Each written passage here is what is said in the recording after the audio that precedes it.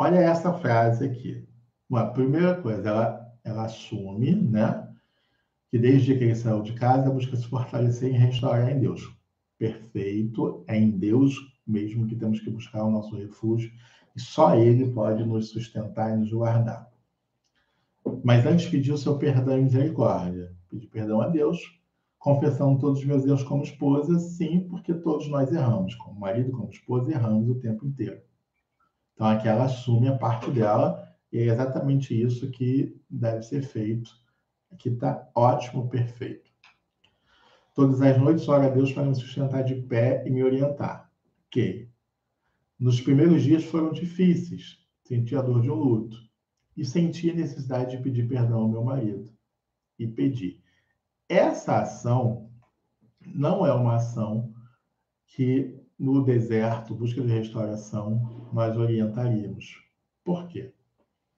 Porque não é o momento. Esse marido, esse perdão, nesse momento, nos primeiros dias, né, durante a dor, no momento que ele foi embora, para esse marido, esse pedido de perdão não teve significado. E é uma ação que teria um significado fortíssimo, restaurador, na hora certa. Então, existem ações que, apesar de ser a ação correta, ela precisa acontecer no momento correto. Porque no momento errado, apesar de ser uma arma poderosa, ela não surte efeito nenhum. Então, esse aqui é um exemplo de uma ação correta na hora errada. E dessa forma não surte efeito. E aí ela continua, porque se estamos nessa situação é porque nós dois falhamos. Está correta. O ato está correto, o entendimento dela está correto. Né? Enfim, tirei o foco do meu marido e priorizei a Deus na minha vida. Está correto. O momento da ação que foi errado. Só esse o ponto. E aí ela continua. Sempre orei por meu marido, para Deus libertá-lo do pecado e ele voltar para o caminho de Cristo e depois pela restauração do nosso casamento. Essa ordem está correta. Primeiro a libertação pessoal, volta para os caminhos do Senhor e depois a restauração do casamento. Tá perfeito aqui. Não desejo nenhum mal a ele, graças a Deus. Não sinto nenhum ressentimento. Que bom. Quando ele aparece em casa, trato ele normal, sem julgamento, sem acusação. Apenas sou gentil e educada. Às vezes, até esqueço que estamos separados. Risos. Mas não me passe na cabeça em pedir para voltar. Tenho a convicção que não é o momento certo. Apesar que não tem que pedir. Foi ele que quis sair, eu só respeitei a decisão dele. Então, foi ele que quis sair. Só respeitei a decisão dele. E se a restauração depender de você pedir para voltar? Você não vai pedir? Porque ele que saiu? O que eu quero te mostrar? Que esse é o tipo de frase, de pensamento, que ele sequer deve existir em nossa mente. Porque esse tipo de pensamento, de fala, está ligado ao nosso orgulho. E orgulho não existe no casamento. Aliás, o casamento é feito para quebrar o nosso orgulho. Que dentro de um casamento, a gente começa a fazer tudo aquilo que nunca fizemos antes. Nunca fizemos na casa dos pais, nunca fizemos quando éramos solteiros, nunca dissemos que não queríamos fazer isso. Por exemplo, no casamento, o homem lava a louça, o homem lava banheiro, o homem ajuda a mulher a arrumar casa, o homem faz isso tudo. Então, no casamento, o orgulho desaparece. Então, isso é uma bobeira, esse tipo de sentimento, esse tipo de pensamento. Então, a melhor coisa que a gente tem é jogar esse orgulho fora. Então, assim, eu não vou te orientar a pedir para voltar, não é isso, não estou dizendo isso. Porém, o que eu quero que você entenda é que você não vai pedir para voltar porque ele que saiu, então ele que tem que voltar. Não é isso, não é dessa forma.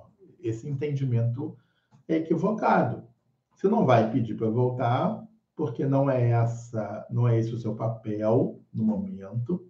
Na verdade, ele precisa voltar pelas próprias pernas, gerando fruto de arrependimento. E uma das formas de mostrar fruto do arrependimento é de chegar até você e dizer que está arrependido e que quer voltar para casa.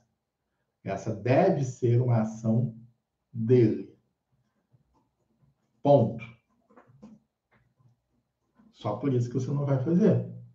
Mas se fosse necessário, você teria que fazer. Ok? Então vamos lá, vamos continuar aqui o e-mail que está terminando. Estou em paz, mas tem dias que me questiono se devo parar de buscar a restauração do nosso casamento, porque nada vejo, não sei nada dele desde o dia que saiu de casa.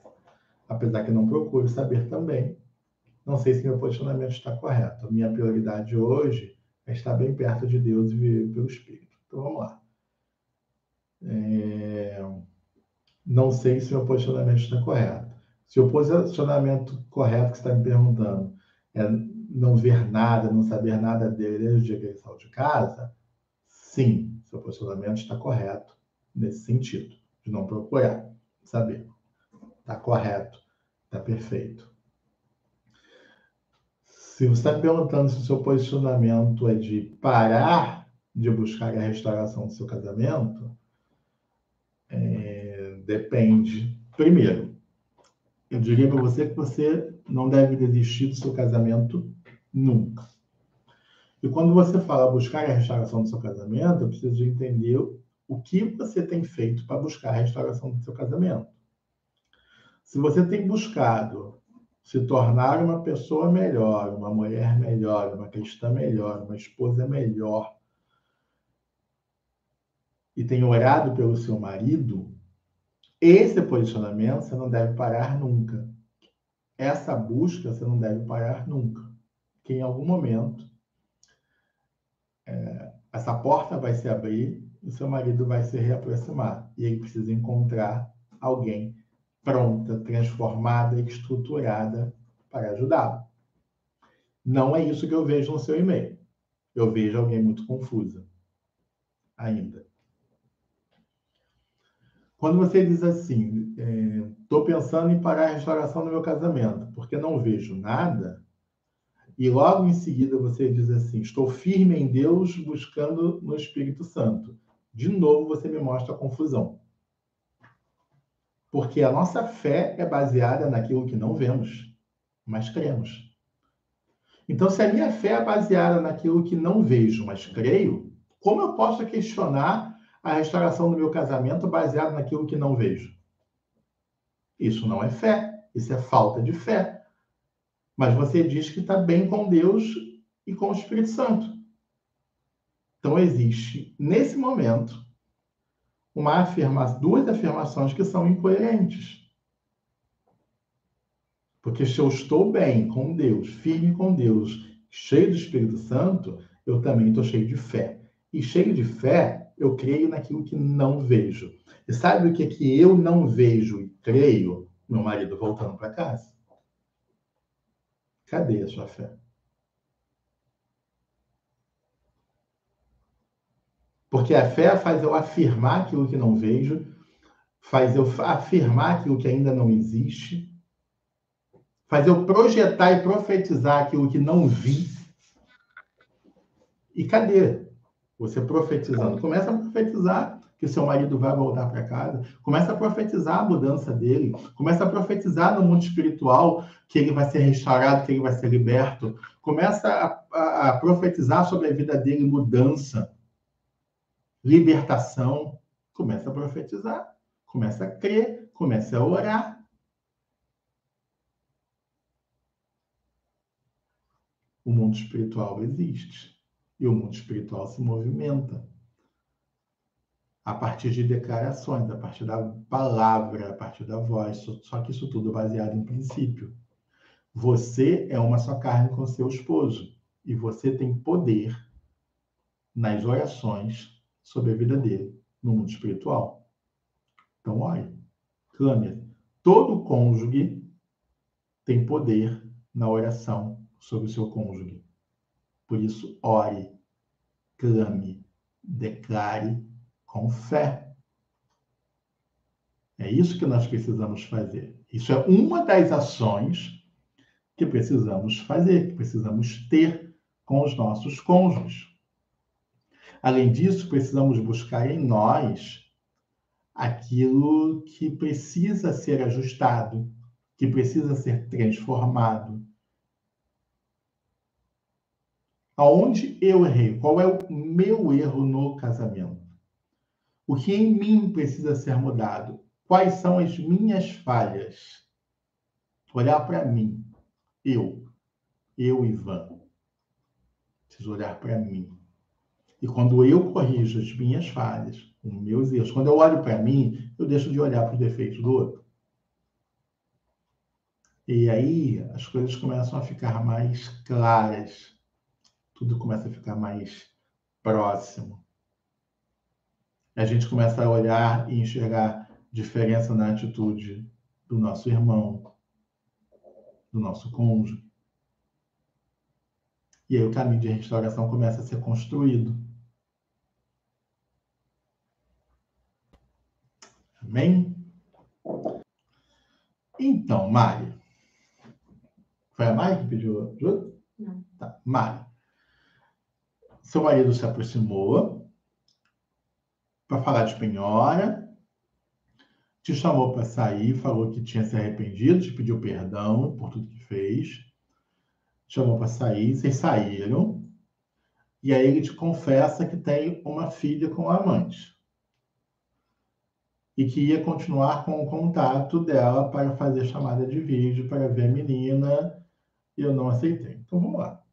Esse é o ponto onde a gente fala de que sem restauração pessoal, a reaproximação só machuca mais ainda. Porque, vamos lá, o homem se reaproxima, pede perdão, confessa. É tudo que a gente pede para que aconteça com quem está no adultério. Que ele se arrependa, que ele peça perdão, que ele confesse os pecados. Ele confessa que tem uma filha, a mulher não sabia. O que seria melhor? Continuar mentindo, enganando? Ele já confessa de cara. E aí ele diz que precisa manter o contato porque precisa falar com a filha. Qual é a sugestão? Abandonar um filho? Isso não vai acontecer. Isso não deve acontecer. Principalmente nesse início. Ainda que depois da restauração a gente entenda que o melhor é deixar esse filho com a esposa e diminuir o contato ou zerar o contato, nesse momento não é isso. Nesse momento não é essa a postura. Nesse momento não é o que deve ser falado. Não é para se irar, não é para bloquear. É o início da restauração. É o início do processo. O milagre começou a ser feito e a gente joga fora. E aí o deserto continua. É aquela história, gente. Chegamos na porta de Canaã, só que aí, ao invés de ver frutas, uma terra que emana leite e mel, a gente vê os gigantes. A gente olha para os gigantes. E aí decide não entrar na terra. Aí sabe o que acontece? São mais 40 anos no deserto.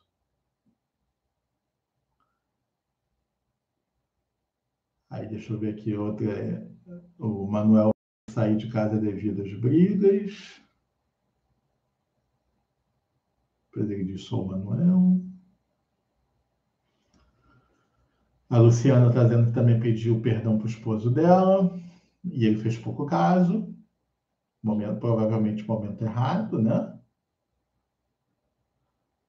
A Mari Norato, não faça mais isso, tudo errado, amado. O que a Mari fez? Ah, tá, já tinha respondido do posicionamento dela anterior. Ok, tá vendo? Eu nem tinha lido ainda a mensagem da Alessandra. A Alessandra já tinha dito que o posicionamento da Mari estava equivocado. Vocês começam a entender quando existe alinhamento, quando o Espírito Santo está na vida do casal, quando tem clareamento bíblico, não precisa se combinar nada. Ou seja, é tudo muito claro, as decisões são muito simples.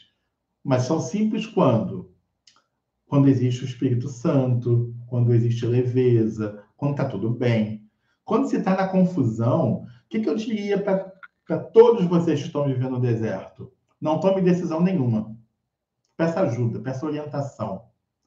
E principalmente a orientação é alguém que pode de verdade dar uma orientação. Porque todas as decisões que vocês forem tomar vivendo no deserto, provavelmente será uma decisão menos acertada. Tá? Baseada numa emoção que você sinta. Qual é o nome da menina? A Mari tomou uma decisão baseada na emoção. A emoção veio à flor da pele, ela ficou irritadíssima e bloqueou o homem. Depois ele bloqueou ela, enfim. Uma decisão baseada na emoção. Ou seja, não conseguiu controlar as suas emoções. Mas fala para ela ter calma, que tá tudo bem, vamos recomeçar. Agora, tá tudo terminado? Joguei tudo fora? Não, não jogou tudo fora. Mas o que eu te diria, Mari? Procure ajuda para você aprender a controlar suas emoções. Sabe por quê? Porque provavelmente você terá uma outra oportunidade. Provavelmente Deus vai gerar uma nova oportunidade. E a gente não pode errar de novo. Porque não é que Deus não vai nos dar outra chance, mas a gente fica dificultando cada vez mais, vai se tornando cada dia mais difícil, o deserto vai ficando cada dia mais longo, né? Vai ficando cada dia mais doloroso, tá? Mas acalma o seu coração, não está nada perdido, pode entrar em contato com a Alessandra ou entra em contato comigo, a gente vai tentar te ajudar da melhor maneira possível, tá bom? Gente, é isso, tá? Por hoje. Bom, gente, beijos. Fiquem com Deus.